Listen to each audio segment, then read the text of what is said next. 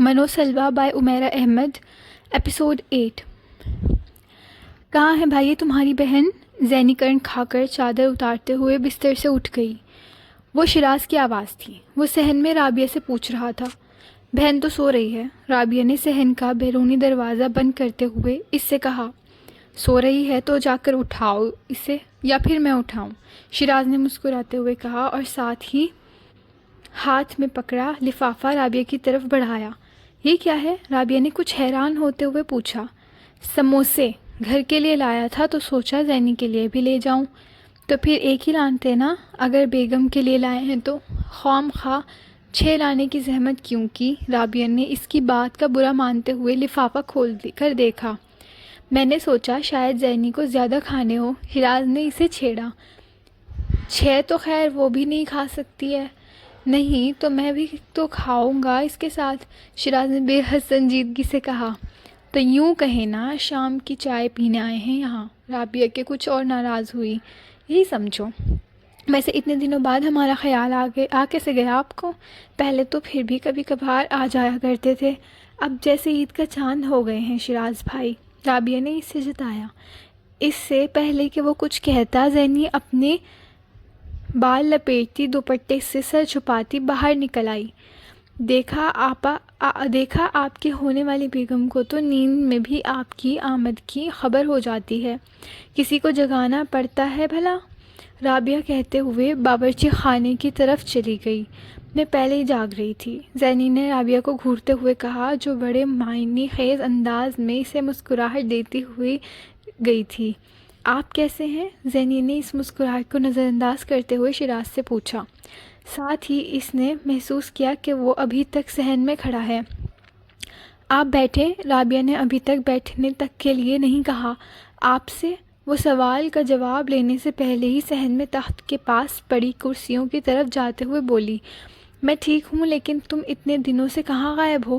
شیراز نے ایک کرسی پر بیٹھتے ہوئے کہا۔ میں وہ ماہا اور مائرہ یہاں پر ہی ہیں تو انہی کے ساتھ مصروف ہوں۔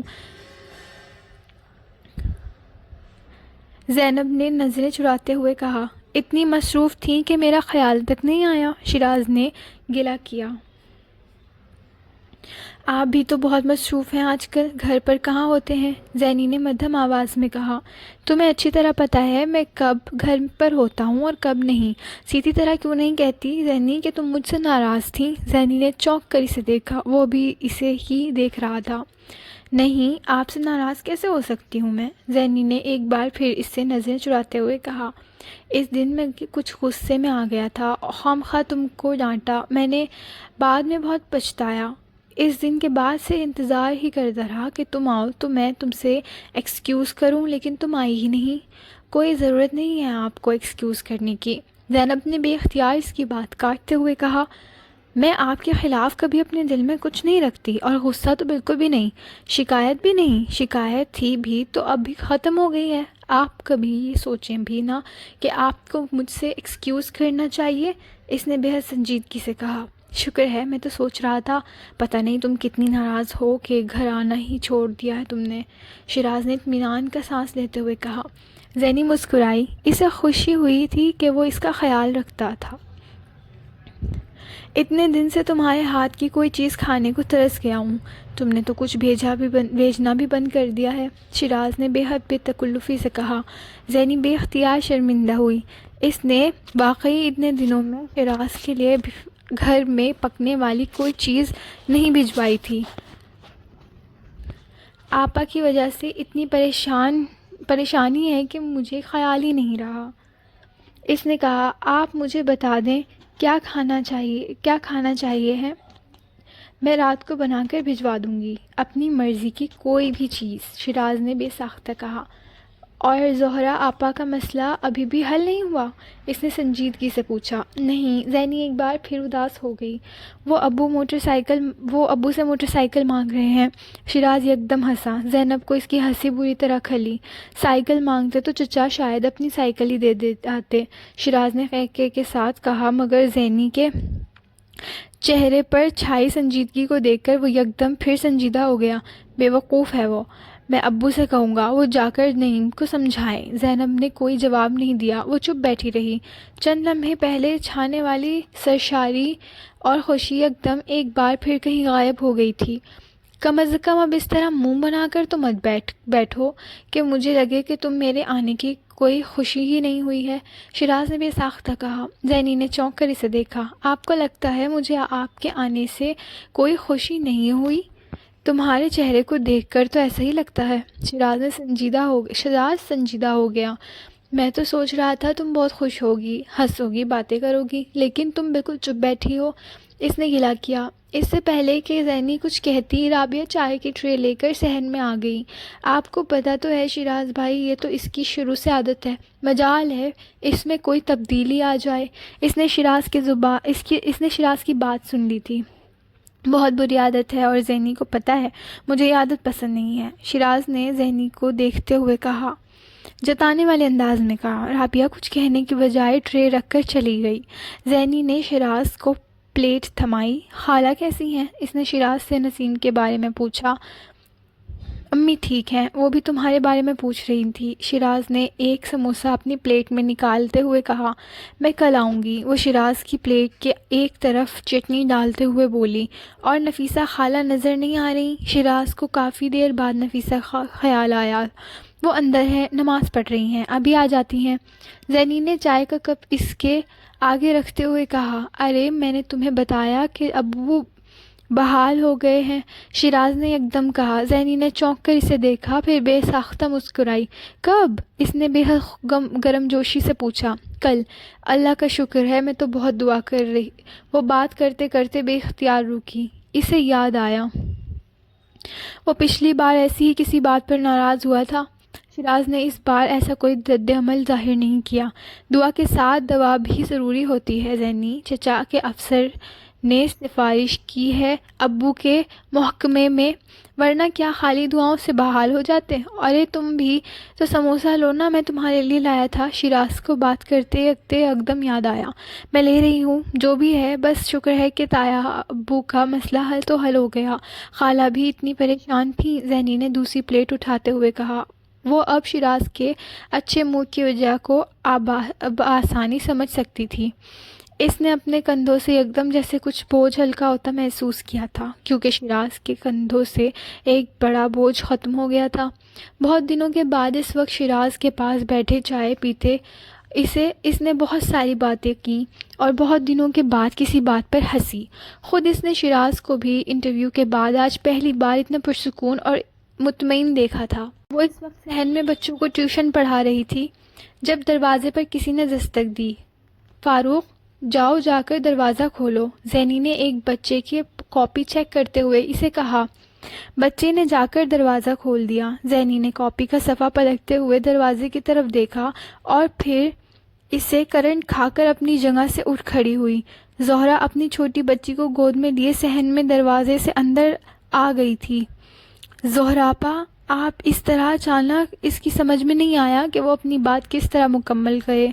زہرا اس کی بات کا جواب دیے بغیر اندر کمرے میں چلی گئی۔ زینب کے بدترین خدشات جیسے صحیح ہوتے نظر آنے لگے تھے۔ وہ کچھ دیر گمسم وہیں صحن کے وسط میں کھڑی رہی، پھر کاپی فاروق کو پکڑاتے ہوئے کمرے میں چلی گئی۔ زہرا اور نفیسہ دونوں بستر پر بیٹھی آنسو بہا رہی تھیں، جبکہ رابعہ زہرا کی بچی کو اپنی گود میں لیے افسردہ اور مایوس بیٹھی تھی۔ زینی کے اندر آتے ہی اس بچی کو لے کر باہر چلی گئی۔ زینی نے اس کی آنکھوں میں آنسو دیکھے۔ تمہیں گھر چھوڑ کر نہیں آنا چاہیے تھا، جو بھی تھا وہیں رہنا چاہیے تھا، نفیسہ نے اپنے آنسو خشک کرتے ہوئے زہرا سے کہا۔ میں گھر چھوڑ کر آئی ہوں امی، انہوں نے دھکے دے کر مجھے گھر سے نکالا ہے، زہرا نے بھرائی ہوئی آواز میں کہا۔ زینی زہرا کے پاس بیٹھ گئی۔ بس میری قسمت ہی خراب ہے امی، قسمت اچھی ہوتی تو اس بار اللہ مجھے بیٹا دیتا، بیٹی نہیں۔ ایک بار پھر رونے لگی۔ پر آپا، بیٹا بیٹی ہونے میں آپ کا قصور نہیں ہے، سائنس تو۔ زینی نے زہرا کے ہاتھ پر ہاتھ رکھ کے کچھ کہنا چاہا، زہرا نے اس کی بات بے حد ناراضی سے کاٹ دی۔ بس کرو زینب، سب پتہ ہے لوگوں کو، لیکن کوئی مرد سائنس سے پوچھ کر عورت کی قسمت کے تعین نہیں کرتا، اور ایف اے فیل آدمی کو میں کیا سائنس سمجھاؤں؟ وہ شیراز کی طرح پڑھا لکھا اور سمجھدار نہیں ہے۔ ابو نے بھی تو ایف اے ہی کیا ہے، زینی نے کہا۔ ہر مرد ابو جیسا نہیں ہوتا، ساری باتیں پیسے کی ہے جو نہ ان کے پاس ہے نہ ہمارے پاس۔ ان کے پاس دولت ہوتی تو 3 چھوڑو 6 بیٹیاں بھی ہو جاتی تو کسی کی ہمت نہیں ہوتی کہ وہ ایک لفظ بھی کہتا۔ زینی اس بار کچھ نہیں کہہ سکی۔ تمہارے ابو آ جائیں تو وہ خود جا کر نعیم سے بات کرتے ہیں، نفیسہ نے زہرہ کو تسلی دینے کی کوشش کی۔ کیا بات کریں گے؟ فہمیدہ پھپھو نے مجھے صاف صاف کہا ہے کہ میں اپنی بیٹیوں کے اپنے باپ کے گھر پر ہی رہوں، اور اگر مجھے شوہر کے گھر آ کر رہنے کا شوق ہے تو میں اپنے باپ سے کہوں کہ پہلے موٹر سائیکل بھیجے پھر بیٹی کو۔ کہاں سے لائیں تمہارے ابو موٹر سائیکل کے لیے پیسے؟ ابھی زینی اور رابعہ کی شادی بھی کرنی ہے، اس کے لیے بھی پیسے پاس نہیں ہیں، اور اوور ٹائم کر کے جو تھوڑی بہت بچت ہوتی ہے اس سے مطالبے پورے کریں گے تمہارے سسرال والوں کے۔ نفیسہ ایک بار پھر رونے لگی۔ آپ نے اپنی مرضی سے میری شادی یہاں کی تھی، میں نے تو نہیں کہا تھا کہ مجھے پھپھو کے یہاں بیاہ دیں، اور اب آپ اس طرح میرے سسرال والے کہتے ہیں جیسے میں نے مرضی سے انہیں اپنا بنایا تھا۔ زہرہ کو ماں کی بات بری لگی۔ زینی اٹھ کر کمرے سے باہر آ گئی۔ اس کا جی ایک دم ہر چیز سے اچاٹ ہو گیا تھا۔ وہ دو کمروں کے اس گھر میں 5 افراد پہلے ہی رہتے تھے، اور اب پھر زہرہ آتی تو جگہ تنگ پڑ جاتی۔ ضیاء اور سلمان میں صحن میں سونا شروع کر دیتے، اور اب سردیاں شروع ہو رہی تھیں، وہ صحن میں نہیں سو سکتے تھے۔ مختصر سے برآمدے سے گزرتے ہوئے رنجیدگی سے وہاں رکھے سامان کو دیکھا۔ وہاں 2 چارپائیاں بچھانا ناممکن تھا، اور اگر زہرہ آپا خدا نخواستہ ہمیشہ کے لیے اپنے بچوں کے ساتھ یہاں رہنے آ گئیں تو کیا ہوگا؟ زینی نے پریشانی کے عالم میں سوچا۔ رابعہ زہرہ کی چھوٹی بیٹی کو لے کر صحن میں ٹہل رہی تھی۔ اتنے ہفتے گزر جانے کے باوجود بچی ابھی بھی بے نام تھی۔ رابعہ اور زینی کے درمیان ایک جملے کا تبادلہ بھی نہیں ہوا۔ زینی گمسم ان بچوں کے پاس جا کر بیٹھ گئی جنہیں وہ پڑھا رہی تھی، لیکن اب اس کا انہماک اور توجہ یکدم غائب ہو چکی تھی۔ وہ صرف چند منٹ ان بچوں کو مزید پڑھا سکی، اور ان چند منٹوں میں بھی اس نے انہیں کیا پڑھایا اسے ٹھیک سے یاد نہیں تھا۔ تم لوگ جاؤ کل آنا، اس نے یکدم ہاتھ سے پکڑے وہ کاپی بند کرتے ہوئے کہا جسے وہ چند منٹ پہلے چیک کرتے کرتے چھوڑ گئی تھی۔ بچے یکدم بے حد پرجوش انداز میں اپنی چیزیں سمیٹنے لگے۔ زینی باپ کے بارے میں سوچ رہی تھی جو ابھی چند گھنٹوں بعد گھر واپس آتے اور زہرہ کو اپنی بچی سمیت وہاں دیکھ کر اسی طرح شاکڈ ہو جاتے۔ اسے باپ پر بے حد رحم آ رہا تھا۔ وہ صبح بہت خوش گئے تھے، آج وہاں کوئی پارٹی تھی، ان کا کوئی کولیگ ریٹائر ہو رہا تھا، اور اب زینی کو بے اختیار رونا آیا۔ اسے ماں سے زیادہ باپ کی تکلیف پر رونا آتا تھا، اور وہ جانتی تھی آج کی شام ایک بار پھر اس کا باپ اپنی ساری ایمانداری اور شرافت کے ساتھ کیچوا بن کر اپنی بیٹی کے سسرال جائے گا۔ مجھ سے بڑی غلطی ہوئی میں جو تمہاری بیٹی بھی آ کر لے آئی۔ ارے میرا بیٹا تو تب بھی مجھ سے کہہ رہا تھا کہ ماموں کے ہاں مت بھی آئیں، وہاں سے کیا ملنے والا ہے، مگر میں نے کہا نہیں، بھائی ہے میرا، اس کی بیٹی نہیں لاؤں گی تو کون لائے گا، اور بھائی ایسا بھی گیا گزرا نہیں، کچھ نہ کچھ تو دے گا ہی بیٹی کو۔ ارے مجھے کیا پتا تھا بھائی واقعی خالی ہاتھ ہی بھجوا دے گا بیٹی کو۔ فہمیدہ پچھلے 15 منٹ سے مسلسل بول رہی تھی، اور ضیاء ہمیشہ کی طرح سر جھکائے خاموشی سے ان کے سامنے بیٹھے تھے۔ آپا اپنی استطاعت کے مطابق جہیز تو دیا تھا میں نے۔ انہوں نے پوری گفتگو میں پہلی بار کچھ کہنے کی ہمت کی۔ وہ 4 چیزیں جو جہیز کے نام پر تم نے ہمارے منہ پر ماری تھی، وہ ابھی اٹھا کر اپنے گھر ٹی وی دیا، فریج دیا، موٹر سائیکل دیا، فرنیچر تک تو پورا نہیں تھا۔ تمہاری بیٹی اور کیا بتا رہی ہے کہ تم نے جہیز دیا تھا بیٹی کو۔ آپا آپ کو شادی کے وقت پتا تھا کہ میرے ایسا ہی جہیز دے سکتا ہوں، میں نے کوئی جھوٹ تھوڑی کیا تھا آپ سے جو پورا نہیں کیا، اور آپ مجھے جتا رہی ہیں میں ایک معمولی کلرک ہوں، میں اس سے زیادہ کیا دے سکتا تھا؟ ضیاء نے بے حد سنجیدگی سے باری باری نعیم اور فہمیدہ کو دیکھتے ہوئے کہا۔ کلرک نہیں ہو تم، انکم ٹیکس میں کلرک ہو۔ ارے سارے لوگ لاکھوں کروڑوں کی جائیداد بنا لیتے ہیں اور تم نے 30 سال میں اپنی بیٹیوں کا جہیز تک نہیں بنایا، ایک موٹر سائیکل تک نہیں دے سکتے تم میرے بیٹے کو۔ وہ اب ہمیشہ کی طرح باقاعدہ تانے دے رہی تھی۔ آپا آپ کو پتہ ہے میں حرام نہیں کھاتا۔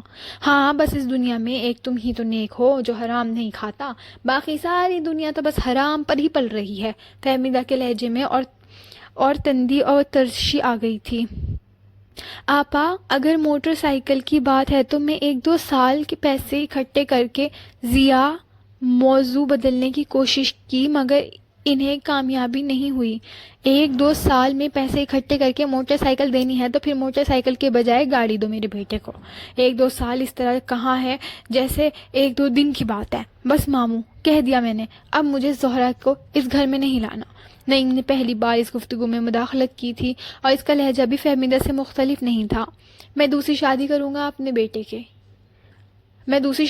اپنے بیٹے کی۔ ارے میرا اکلوتا بیٹا ہے، بڑے بڑے گھرانوں سے رشتے آ رہے ہیں، اس کے لیے گھر بھر دے گئے اگلے جہیز سے۔ فہمیدہ کم از کم اس دن کچھ بھی سننے پر تیار نہیں تھی۔ ضیا بے حد دل برداشتہ ہو کر وہاں سے اٹھے اور وہ زندگی میں کئی بار اس طرح دل برداشتہ ہو کر اس کے گھر سے نکلے تھے۔ انہوں نے زندگی میں کبھی اور اس طرح کی ذلت آمیز باتیں نہیں سنی تھی جتنی اس گھر سے سنی تھی۔ وہاں انہوں نے بیٹی نہ بھی آئی، شاید وہ کبھی رزق حلال پر دیے جانے والے تانوں کے بعد اس گھر میں قدم بھی نہ رکھتے۔ سڑک پر سائیکل چلاتے ہوئے اس دن انہوں نے زندگی میں پہلی بار آس پاس سے گزرتی موٹر سائیکلوں کو دیکھا اور ان کی قیمت کا اندازہ لگانا چاہا۔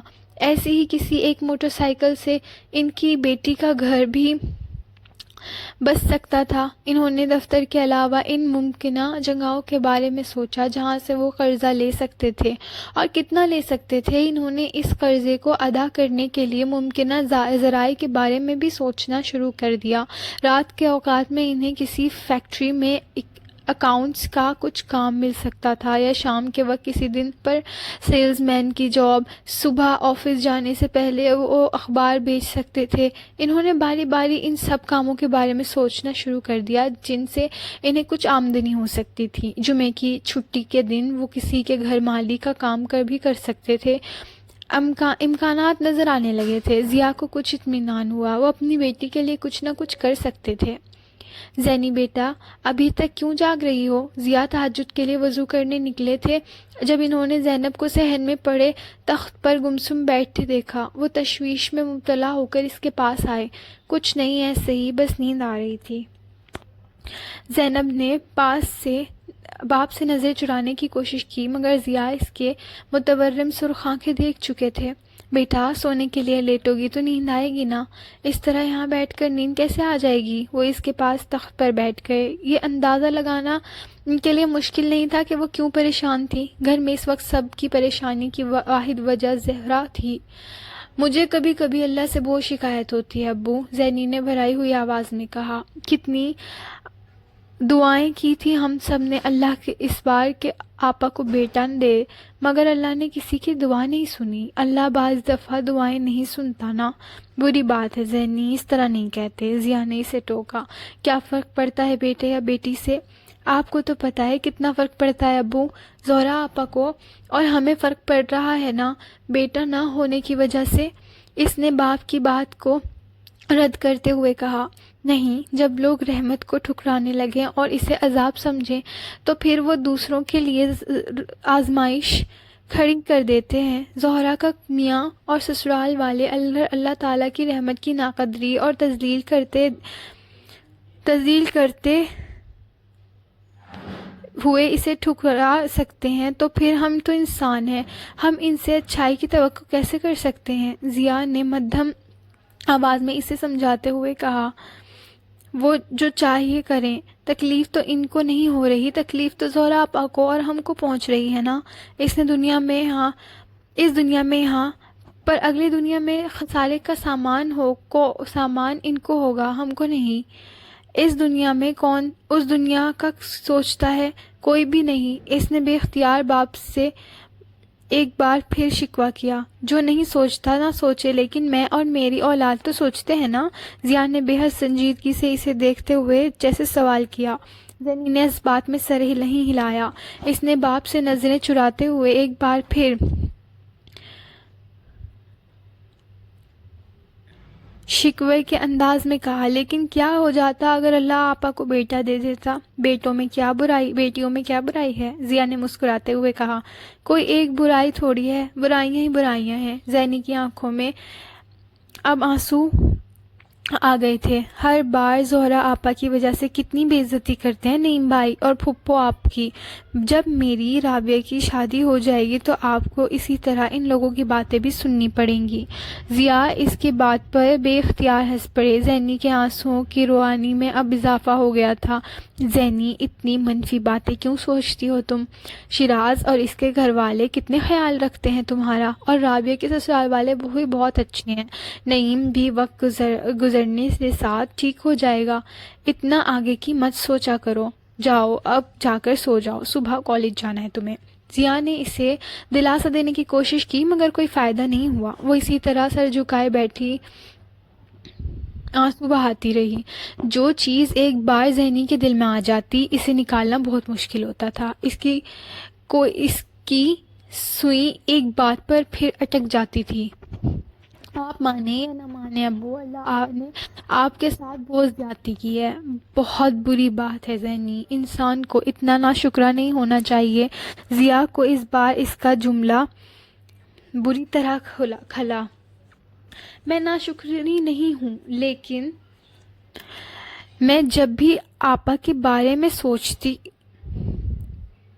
زینی نے مدافعانہ انداز میں کہنے کی کوشش کی، لیکن ضیاء نے اس کی بات کاٹ دی۔ دنیا اللہ نے صرف تمہاری آپا کے لیے نہیں بنائی، زہرا سے بھی زیادہ تکلیف میں جی رہے ہیں تو لوگ، تو کیا ہر ایک اللہ سے ایسی باتیں کرنے لگے؟ وہ باپ کی بات پر حجسی ہو گئی۔ میں نے تو ایسے ہی کہہ دیا۔ گھر کا نوکر گھر کے مالک کے بارے میں کوئی بری بات کہے تو مالک کیا حال کرتا ہے اس کا؟ وہ تو پھر رحیم اور غفور ہے۔ ہماری زبان پر آنے والی ہر بات اور دل میں آنے والے ہر برے خیال کو سننے اور جاننے کے باوجود ہماری دعائیں سنتا ہے، آزمائش دور کرتا ہے، نوازتا ہے۔ جب بھی زہرا کے گھر میں کوئی مسئلہ ہوا اللہ نے ختم کیا نا؟ وہ اب زینی سے پوچھ رہے تھے۔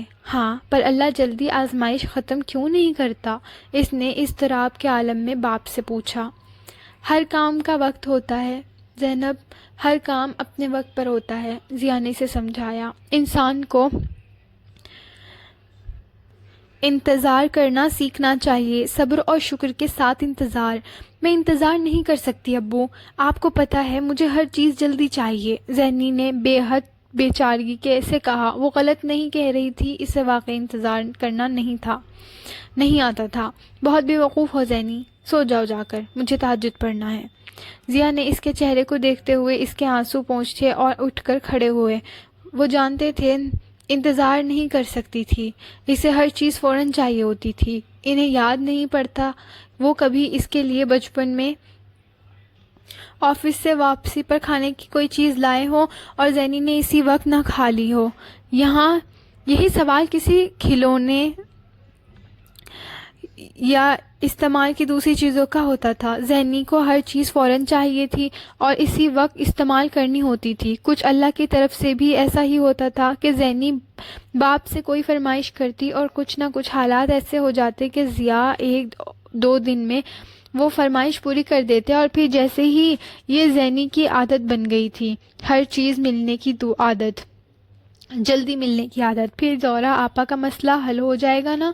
اس نے باپ کو اٹھتے دیکھ کر بڑی بے چینی اور امید سے کہا۔ انشاءاللہ۔ کب؟ اس نے ایک بار پھر احمقانہ سوال کیا۔ جب اللہ چاہے گا۔ برا وقت ہمیشہ گزر جاتا ہے، چیزیں ٹھیک ہو جاتی ہیں، بس انسان کا ظرف آزمانا ہوتا ہے اللہ تعالیٰ نے۔ ذہنی باپ کی آخری جملے پر بے اختیار شرمندہ ہوئی تھی۔